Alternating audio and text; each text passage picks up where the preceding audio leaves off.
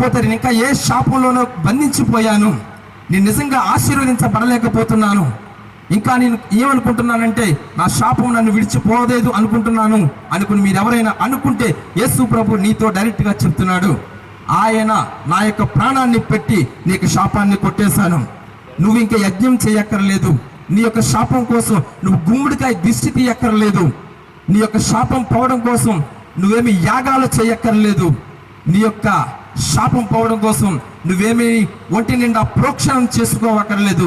నువ్వు చేయవలసింది ఏంటంటే ఆ యొక్క పాదాల దగ్గర చేరి, యేసయ్యా నా శాపం కోసం నువ్వు యెరూషలేము వీధుల్లో ఎప్పుడో బలైపోయావు, నీ యొక్క రక్తాన్ని నా మీద ప్రోక్షించి నా యొక్క శాపం నుంచి విడుదల పొందించు, పరిపూర్ణుడైన నీవు కాబట్టి నీ పరిపూర్ణలోకి నడిపించు. ఆయన సన్నిధిలో మనం వెలువడితే ఆయన రక్త సంబంధం మనతో అంటు కట్టి ఆయన జీవంలోకి నడిపించడానికి ఆయన ఎప్పుడూ సంసిద్ధుడై ఉన్నాడు.